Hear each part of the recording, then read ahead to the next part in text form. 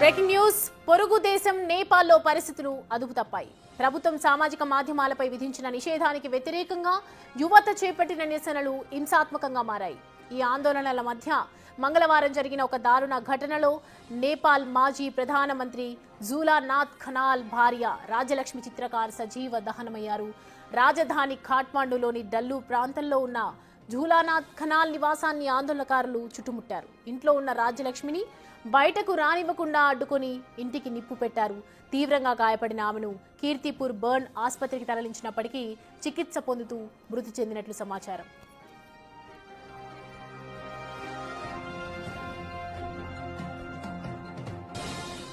మరోవైపు దేశవ్యాప్తంగా పెల్లుబికిన నిరసనల సెగ ప్రధానమంత్రి కేపీ శర్మ ఓలీ ప్రభుత్వాన్ని తాకింది. ఆందోళనకారులు ఆయన ఇంటికి కూడా నిప్పు పెట్టడంతో తీవ్రమైన ఒత్తిడి నడుమ ఓలీ తన పదవికి రాజీనామా చేశారు. ప్రధానితో పాటు దేశ అధ్యక్షుడు రామచంద్ర పౌడెల్ కూడా రాజీనామా చేయడంతో దేశం అనిశ్చితిలో పడింది. సామాజిక మాధ్యమాలపై నిషేధంతో మొదలైన ఈ నిరసనలు ప్రభుత్వ వ్యతిరేకతగా, అవినీతి ఆరోపణలుగా మారి దేశాన్ని అల్లకల్లోలం చేశాయి. నేపాల్లో చోటు చేసుకున్న రాజకీయ సంక్షోభం కారణంగా దేశ తదుపరి ప్రధాని ఎవరు అనే చర్చ ప్రస్తుతం మొదలైంది. ప్రధాని పదవి రేసులో అనూహ్యంగా ర్యాపర్ పేరు వినిపిస్తోంది. ఖాట్మాండు మేయర్ ప్రముఖ ర్యాప్ గాయకుడు అయిన బాలేంద్ర షా పేరు నేపాల్ ప్రధాని రేసులో ప్రముఖంగా వినిపిస్తుండటం చర్చనీయాంశంగా మారింది. సోషల్ మీడియాలో యువత నుంచి ఆయనకు విపరీతమైన మద్దతు లభిస్తోంది.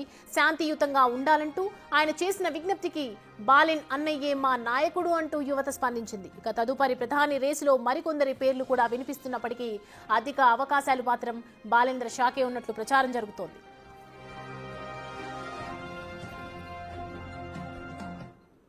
రైట్, ఈ అంశానికి సంబంధించి పూర్తి డీటెయిల్స్ అందించడానికి మా ప్రతినిధి శివ మనకి అందుబాటులో ఉన్నారు.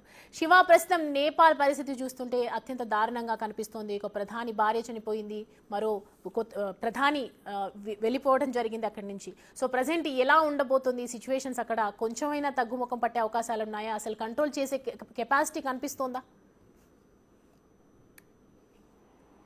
రైట్ సౌమ్య, నేపాల్లో ఉద్రిక్తతల నడుమ అక్కడ రాజకీయ సంక్షోభం నెలకొంది. ప్రెసిడెంట్ నేపాల్ పాలన పగ్గాలు ఆర్మీ చేతికి వెళ్ళాయి. ఇక నెక్స్ట్ ప్రధానమంత్రి ఎవరు అనే దానిపై మాత్రం కొన్ని ఊహాగానాలు వ్యక్తమవుతున్నాయి. మరో దారుణం కూడా నేపాల్లో చోటు చేసుకుంది.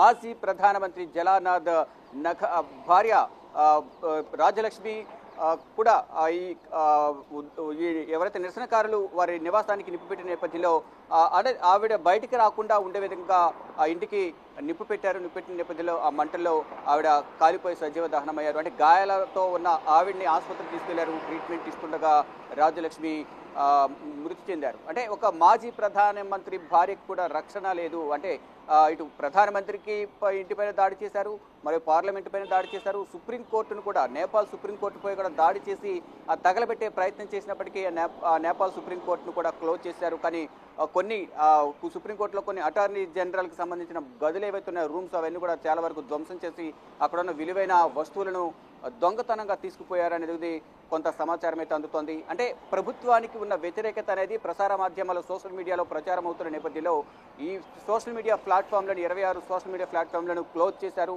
అంటే నిషేధం విధించారు. నిషేధం విధించిన నేపథ్యంలో నిరసనకారులు యువత అంతా కూడా ప్రభుత్వానికి వ్యతిరేకంగా, ప్రభుత్వం చేస్తున్న అవినీతికి వ్యతిరేకంగా రోడ్లపైకి వచ్చి నిరసన తెలియజేస్తున్న నేపథ్యంలో ఆ నిరసన తారాస్థాయికి చేరి ఈ ఇళ్లపైన ధ్వంసం చేయడం, వారిపైన దాడి చేయడం, నిప్పంటించిన వరకు వెళ్లిన నేపథ్యంలో ఆ నిషేధం ఎత్తివేసినప్పటికీ కూడా మరింత ఉధృతంగా నిరసనకారులు దాడులకు తెగబడ్డారు. దానిలో భాగంగానే ఇటు నేపాల్ ప్రధానమంత్రి కేపీ శర్మ ఓలీ రాజీనామా వరకు వెళ్ళింది. మరోవైపు ప్రెసిడెంట్ రాజీనామా చేశారు. ఆర్థిక శాఖ మంత్రి, వ్యవసాయ శాఖ మంత్రి, అక్కడ నేపాల్ హోంమంత్రి కూడా రాజీనామా చేసినప్పటికీ కూడా ఈ నిరసనకారుల అల్లర్లు అనేవి, ఉద్రిక్తలు అనేవి ఇంకా తారాస్థాయికి చేరాయి. రోడ్లపైకి వచ్చి ఇష్టానుసారం సామాన్య ప్రజల ఆస్తులను కూడా ధ్వంసం చేశారు. విలువైన వస్తువులన్నీ, అక్కడ ఉన్న నగదంతా కూడా దోచుకుని వెళ్ళిపోయిన పరిస్థితి కనిపిస్తోంది.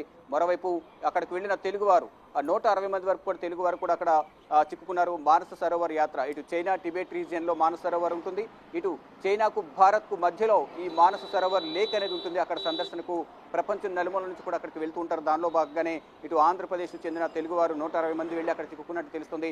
అంటే నేపాల్లో ఈ ఉద్రిక్త పరిస్థితులు నెలకొన్న నేపథ్యంలో ఏపీ ప్రభుత్వం అలర్ట్ అయిన నేపథ్యంలో ఢిల్లీలోని ఏపీ భవన్లో ఒక కాల్ సెంటర్ని ఏర్పాటు చేశారు, టోల్ ఫ్రీ నెంబర్ కూడా ఏర్పాటు చేశారు. ఆ నెంబర్కి ఉదయం నుంచి కూడా కేవలం ఒక ఏపీ నుంచే కాకుండా తమిళనాడు, ఢిల్లీలో ఉన్న ప్రజలు ఎవరైతే అక్కడ మానస సరోవర్లో చిక్కుకున్నారో వారందరూ కూడా ఫోన్ చేస్తున్నారు. వారందరూ కూడా తీసుకొచ్చేందుకు ఇటు కేంద్ర పౌర విమానయాన శాఖ మంత్రి రామ్మోహన్ నాయుడు కూడా మీరు ఎవరు కూడా భయపడాల్సిన అవసరం లేదు, మిమ్మల్ని సురక్షితంగా ఢిల్లీకి తీసుకొస్తాము, మీ స్వస్థలాలకు తీసుకువెళ్తామంటూ కూడా భరోసా ఇచ్చిన నేపథ్యంలో వారందరూ కూడా ధైర్యంగా ఒక చేట ఉన్నట్లు కూడా తెలుసా. అంటే వివిధ ప్రాంతాల్లో వారందరూ కూడా మొత్తం దాదాపు 15 నుంచి 20 కాల్స్ ఏపీ భవన్ కాల్ సెంటర్కు వచ్చినట్లుగా, టోల్ ఫ్రీ నెంబర్కి ఏదైతే కాల్ సెంటర్ ఏర్పాటు చేస్తారో దానికి వచ్చినట్లు కూడా ఏపీ భవన్ అధికారులు చెప్తున్నారు.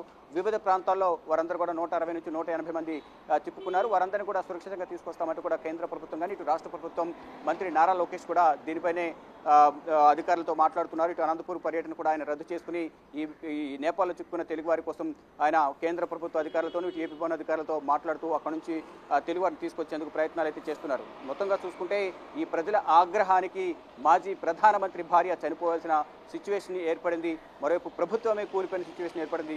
ఇప్పుడు ప్రజెంట్ ఆర్మీ సైన్యం చేతుల్లోకి పాలనా పగ్గాలనేవి ప్రజెంట్ వెళ్ళిన నేపథ్యంలో ఎవరైతే ఆర్మీ చీఫ్ ఉన్నారో అశోక్ రాజ్ సిగ్దెల్ చేతుల్లోకి ప్రజెంట్ ఈ పాలనా పగ్గాలు వెళ్ళబోతున్నాయి. 2024 సెప్టెంబర్ 9 నుంచి ఆయన ఆర్మీ చీఫ్గా బాధ్యతలు చేపట్టారు.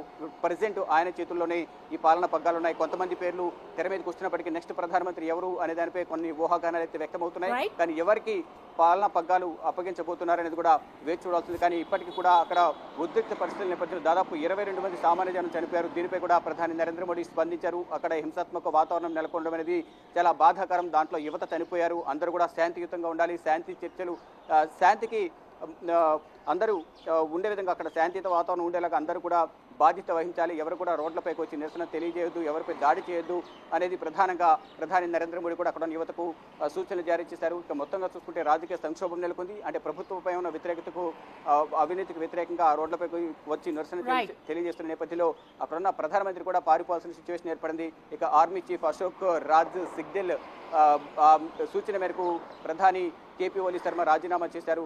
ప్రెసిడెంట్ అయితే రాజకీయ సంక్షోభం నేపథ్యంలో ఆర్మీ చేతుల్లో నేపాల్ పాలనా పగ్గాలు ఉన్నాయి. నెక్స్ట్ ఎవరు ప్రధాని అనే దానిపై మాత్రం కొన్ని ఊహాగానాలు వ్యక్తమవుతూ ఉన్నాయి. Soumya. Right Shiva, thanks for the updates.